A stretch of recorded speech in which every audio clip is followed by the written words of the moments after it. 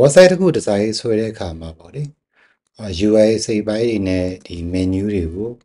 web page ပေါ်မှာဘယ်လိုနေရာချမလဲ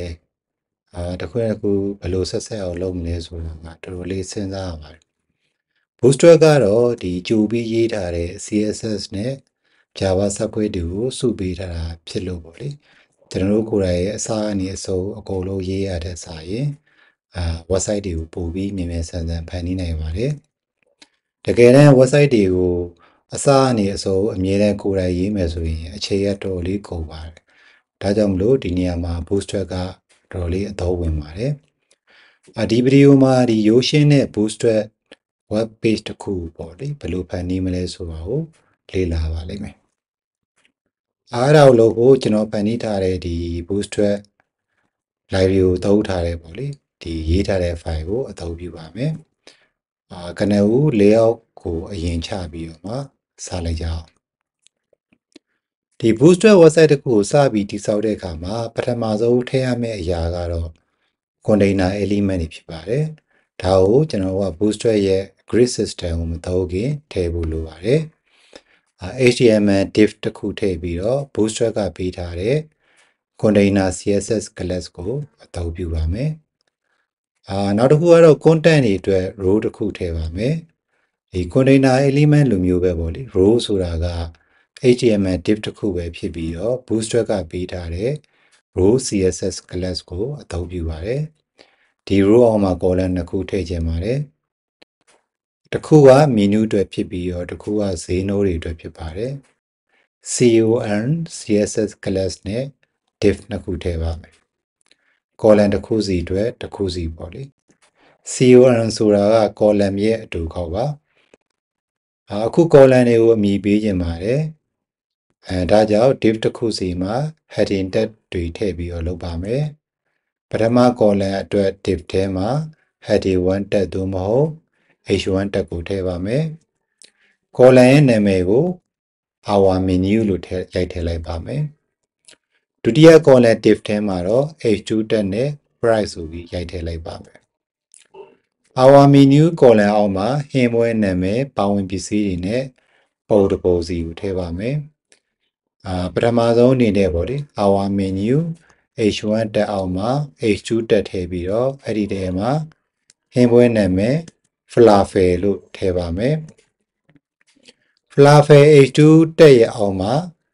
အစာပိုက် paragraph သို့မဟုတ် p တက်ကိုထည့်ပါမယ်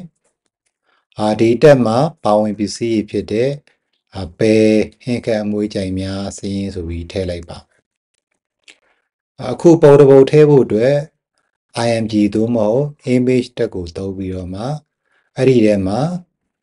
အစစီသို့မဟုတ် source ဆိုပြီးထည့်ပါမယ် source မှာကိုချိတ်ဆက်ခြင်းတဲ့ပုံရဲ့ file နာမည်ကိုထည့်ပါမယ် falafel.jpg လို့ရိုက်ထည့်ပါမယ်အခု image flow with သို့မဟုတ် image flow with class ကိုထည့်ပါမယ်ပုံရွယ်စားကိုအဲ့လိုထည့်ခြင်းအဖြစ်ပေါ့လေပုံရွယ်စားကိုကိုယ်တိုင်ချိန်ညှိစရာမလိုဘဲနဲ့ img flow with class ကပုံကိုသူ့ရဲ့ parent column ရဲ့အကျယ်နဲ့ကိုက်ညီတော့လိုလုပ်ပြီးသွားမှာဖြစ်ပါတယ်ဟုတ်ပြီနောက်တဲ့ဟင်းပွဲတစ်ခုထပ်ထည့်ရအောင်နောက်တဲ့ heading 2 တက်သို့မဟုတ်h2 တက်ကိုထည့်ပြီးတော့အဲ့ဒီထဲမှာဟင်းပွဲနာမည် pasta slash ဆိုပြီးတော့ထည့်ပါမယ် pasta h2 တက်ရဲ့အောက်မှာ p တက်ထည့်ပြီးတော့မှပါဝင်ပစ္စည်းဖြစ်တဲ့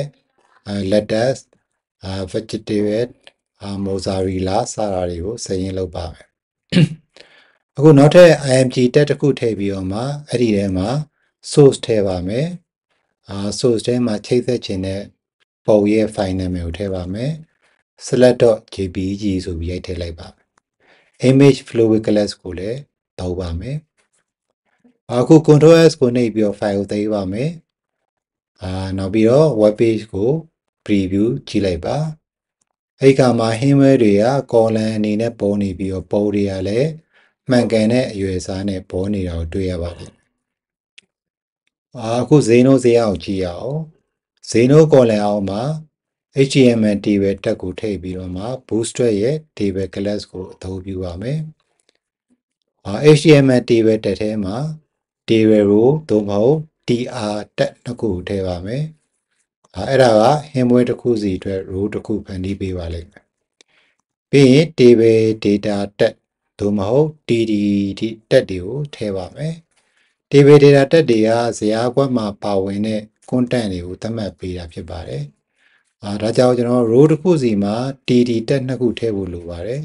တစ်ခုကဟင်းပွဲနာမည်အတွက်ဖြစ်ပြီးတော့နောက်တစ်ခုကဈေးနှုန်းအတွက်ဖြစ်ပါတယ်ပထမ row မှာ falafel ကိုပထမဆုံး td တက်ထဲမှာထည့်ပြီးတော့ဒုတိယ td ထဲမှာဈေးနှုန်းပေါ့လေဒေါ်လာ$12တွဲဒေါ်လာကိုထည့်ပါမယ်ဒုတိယ row မှာလည်းအဲ့လိုမျိုးလုပ်ပါမယ်ပထမဆုံး td တက်ထဲမှာ pasta salad လို့ရိုက်ထည့်မယ်ဒုတိယ td တက်ထဲမှာတော့ဈေးနှုန်း$10ထည့်ပါမယ်ပြီးရင် Ctrl S နှိပ်ပြီးတော့ file ကိုသိမ်းပါပြီးရင်ကိုယ့်ရဲ့ web page တွေကိုကြည့်လိုက်ပါအခုဆိုရင် table ကဒီ Bootstrap ရဲ့ table style ကိုအသုံးပြုပြီးတော့ပေါ်နေအောင်တွေ့ရပါလိမ့်မယ်ဒါဆိုရင် Bootstrap ကိုသုံးပြီးတော့မှရိုးရှင်းတဲ့ web page တစ်ခုကိုဘယ်လိုဖန်တီးရမလဲဆိုတာကိုလေ့လာသွားပြီးပါပြီ